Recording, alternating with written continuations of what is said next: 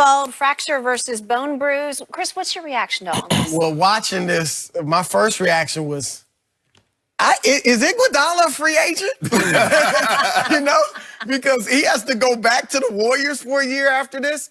First, the KD situation. If what it looks like he's saying was, they told me, they said it put out there, the team, that it was a bone bruise when it was a fracture. Now, how do you know it was a fracture? Did he have a second opinion? Did the team, it's hard to tell. But if the team put out there it's a bone bruise and Iggy knew it was a fracture, then that lends credence to this notion that did they put out a calf strain when they knew it was an Achilles? Now, I do not believe that the Warriors looked at Kevin Durant, knew it was an Achilles injury, and told him and everybody else it was a calf strain. I could believe they knew it was an Achilles, he knew it was an Achilles. And then they all said, you know what, it's better. Like they convinced him, or he just felt, I don't want to go into free agency with teams knowing I have an Achilles injury, so I'll go along with the calf strain. But to think that they just blatantly lied to him and said, no, it's a calf strain when they knew it was an Achilles, I don't believe that. What about if they misled him about the severity of the injury? Okay, yeah, you got an Achilles, but I mean, for him, for KD to play on an Achilles, they had to have. Well, you can't do it any more damage than already done. Which means they're telling him the severity of it is very minor. But here's the sticking point is this: we heard Steve Kerr say everybody was involved, including KD and his own independent doctor. Right. So that's what makes this thing really murky. Right. Did he have his own doctor, and it was his doctor saying the same thing as the Warriors? Right. So if the doctor was indeed saying the same thing as the Warriors, that protects the Warriors. So there's that. With Mark Jackson, there's no doubt in my mind he has been informally blackballed by the NBA. Or as Shannon says, whiteballed. Right, okay. When I say that, I mean, the league obviously hasn't sent anything out, hey, don't hire Mike Jackson. They've hired Mark Jackson to be a broadcaster. So that's not I don't think the owners have conspired and said, look, none of us hired Mark Jackson. That's what I mean by informal. But his relationship with Joe Lacob, the owner, was not good. And that was the main problem that he had in Golden State. That last year, they really didn't talk to each other very much. And we know the owners is an old boy network, even still. And Lacob, I'm sure, has been, he just tells other owners, man, I would stay away from that guy. It was problem, and because basketball-wise, Mark Jackson, look, I give Steve Kerr credit for taking him to a level none of us thought possible, right? But Mark Jackson was a very good coach. And the confidence he instilled in Clay and Steph, I think if I'm Minnesota and I got Karl Anthony Towns, Andrew Wiggins, I'm looking at saying I want him to instill that in them. If I'm Chicago and I've got all these good, young, talented players, I want that type of coach for them. So the fact that he has not even had an interview, let alone gotten a job, he's undoubtedly been blackballed. For me, Skip, Mark Jackson reached out to me, and he basically said, because he wanted to clear up some things that Iggy had said on the Breakfast Club, and he said, I didn't have church. I never had church at that facility with anyone. I never expressed my views publicly with anyone on gay marriages. Folks are all assuming. Now, there have been several occasions. Now, he's refuted. This is not the first time, but he's refuted a lot of what's been said about him and how attributed to him. Attributed to him. Go ahead, Skip. I just wanted to clear that up. You're right, because he said, like, when he was asked about the gay marriage, he just said, no, I'm praying for Jason Collins. So he hasn't, I don't ever recall him coming out and condemning anything like that. The thing is, and I hate the term black, because somehow it's got attributed to negativity. We don't want to eat dark meat chicken. We scared of the dark, black market, I'm saying Black Friday, all that.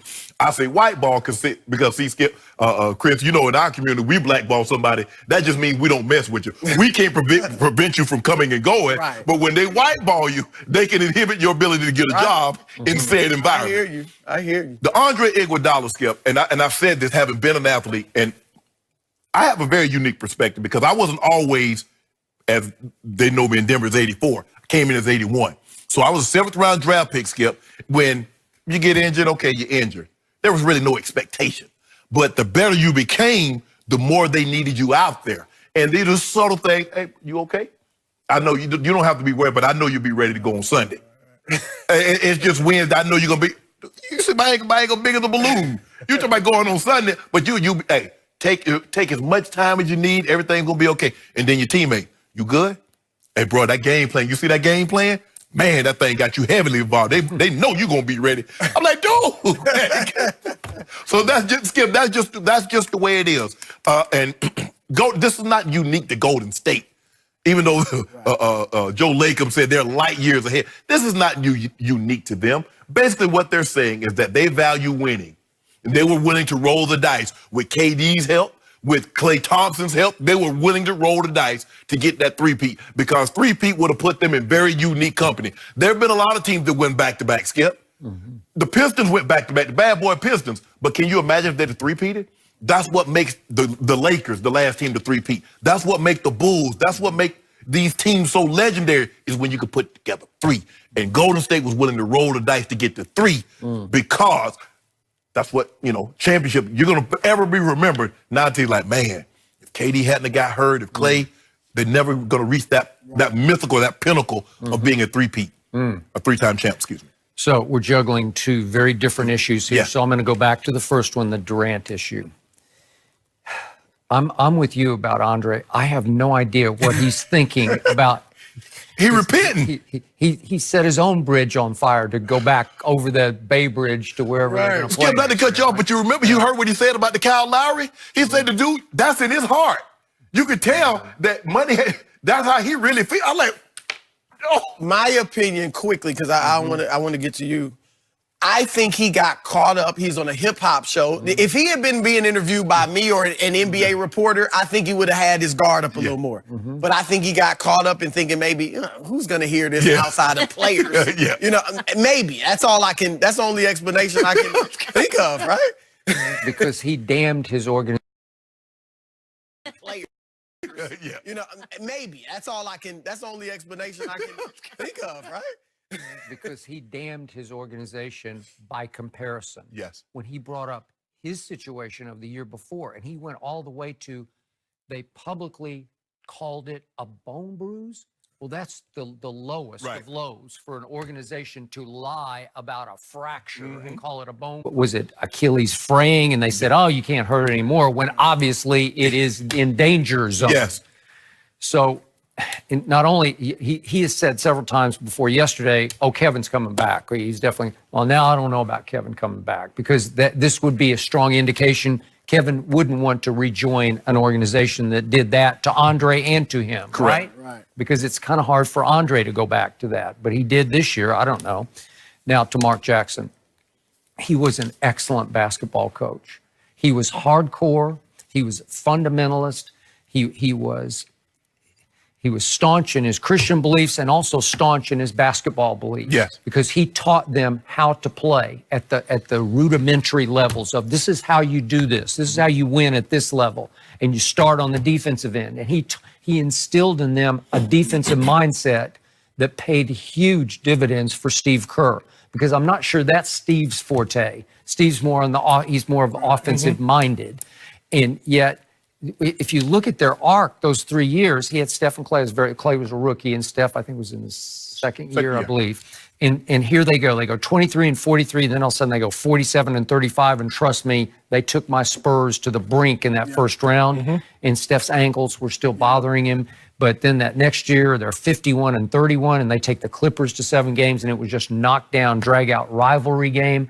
And he gets fired. And the Joe Lacob comment, the owner's comment, was, part of it was that Mark couldn't get along with anyone else in this organization. Okay, we know Mark, you know him, we all, okay. He is his own man.